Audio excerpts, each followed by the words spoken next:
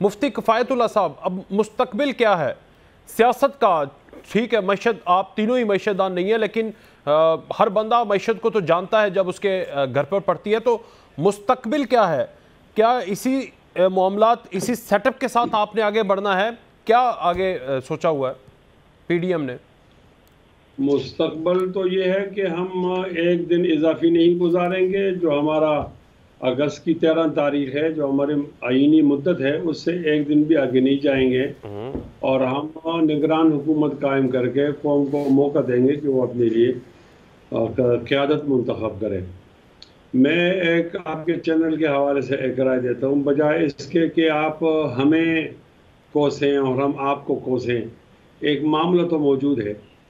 اگر اس آنے والے دنوں میں، ایک مہینے میں ایک ایسا ہو جائے کہ پاکستانی قوم اور عوام کھانا کس طرح کھائے گی، اس بات پر اگر سب لوگ جمع ہو جائیں اور کوئی بنیادی طور پر کوئی خط و حال واضح کریں اور معیشت کے بارے میں سوچیں اور سیاست کو اور معیشت کو الگ کر دیں اور 15-20 سال کے لیے اس معیشت کو الگ رکھا جائے، میں سمجھتا ہوں کہ ہم مسئلے کو حل کر لیں گے. یہ بتانا بالکل مناسب ہے، محسوس نہیں کرنا چاہیے. ہمارے پڑوس میں انڈیا ہے، ان کی معیشت ہم سے زیادہ خراب تھی، ان کے گروتھ کا بھی یہ عالم تھا، سب چیزیں خراب تھی جو آج آپ ہمارے بتا رہے ہیں. تو انہوں نے آپس میں مشورہ کیا کہ ہم میثاقی معیشت کر لیتے ہیں، کوئی ہارتا رہے گا، کوئی جیتتا رہے گا، حکومتیں بنتی رہیں گی، ٹوٹتی رہیں گی، لیکن یہ جو ہم 15 سال کے لیے یا 20 سال کے لیے خط و حال بناتے ہیں، ان اقدامات پر ہر ایک آدمی اس کی حفاظت کرے گا، اس کو نہیں چھیڑے گا. آج ان کی معیشت ٹھیک ہو گئی ہے، ہمیں تھوڑا سا اس کے اندر ایک اضافی قدم اٹھانا پڑے گا. معیشت کے نام پر ایک میثاق کرنی پڑے گی اور پوری قوم کو جمع ہونا ہوگا ایک پیج پر. میں سمجھتا ہوں کہ یہ بجٹ بھی اور آنے والا بجٹ بھی، جب تک آپ معیشت کا میثاق نہیں کریں گے تو آپ بجٹ میں اتنا ریلیف نہیں دے سکتے ہیں جو آپ دینا چاہتے ہیں عوام کو. اور عوام کو بھی اس سے کوئی بہت بڑی امید نہیں رکھنی چاہیے حالات جس طرح ہیں. لیکن اگر معیشت کا میثاق ہو جائے تو پھر میں سمجھتا ہوں کہ ہم آگے ادھر بڑھیں گے. مفتی صاحب، اب تو آپ کے لیے دیکھیں نا چیزیں بڑی آسان ہو گئی ہیں.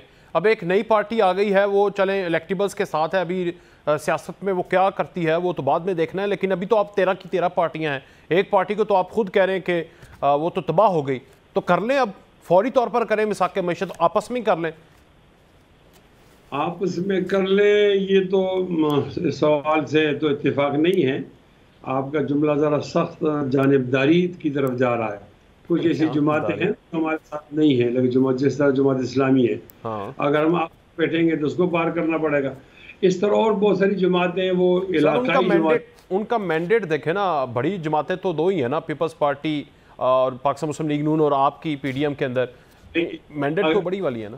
جی، ہماری بات میں کیا کباہت ہے کہ پوری قوم جمع ہو جائے اور میثاق معیشت کرے. اسی قوم سے تو منتخب حکومت آئے گی نا. یعنی آپ کی آئی، ہماری آئی، لیکن آئے گی تو سے اگر پوری قوم منتخب ایک میثاق معیشت کر لیں، یہ تو اچھی بات ہے. اس کو تو آپ اپریشیٹ بھی کریں، اس افزائی بھی کریں. I do. لیکن مسئلہ وہی آ رہا تھا جو جماعت تحریک انصاف تھی، وہ اس نقطے کے اوپر نہیں آ رہی تھی، جس کی وجہ سے 4 سال سے جب سے اپوزیشن لیڈر شہباز شریف اور اب پرائم منسٹر بن کر بھی وہ کہتے رہے نہیں مانا. تو اب آپ کو میں یہی کہہ رہا ہوں کہ اب آپ کو میثاق معیشت کرنا چاہیے. بڑی اچھی تجویز دے رہے ہیں آپ، تو اس کو بسم اللہ کرنا چاہیے. بالکل اس میں وقت نہیں ضائع کرنی چاہیے. اور اگر آپ کے چینل کے حوالے سے یہ خبر آگے جاتی ہے اور قوم کے لیے بہتری ہوتی ہے تو یہ آپ کے لیے، ہم سب کے لیے مبارکباد. فیصل بھائی، آپ اس چیز سے اتفاق کرتے ہیں اور جا کے اپنے لیڈران اور مریم نواز سے، شہباز شریف سے بات کریں جناب. دیکھیں، میثاق جمہوریت کا جو میثاق جمہوریت بھی انہی دو بڑی پارٹیز نے کی، اور میثاق جمہوریت کرنے کی وجہ سے آپ کی جو ہے جمہوریت میں سٹیبلٹی آئی. میں سمجھتا ہوں کہ یہ بات درست ہے. مولانا صاحب نے بالکل درست بات کی کہ ہمیں اپنے ہمسائے کی ملک میں جو انہوں نے اچھا اقدام کیا اس کو سراہنا بھی چاہیے اور اس کو فالو بھی کرنا چاہیے. اور یہی صورتحال بنگلہ دیش میں بھی ہے کہ ہمارا جو دوسرا بھائی تھا، اس میں انہوں نے بھی اپنی سیاست سے معیشت کو نکال دیا اور میثاق معیشت کی بات کی.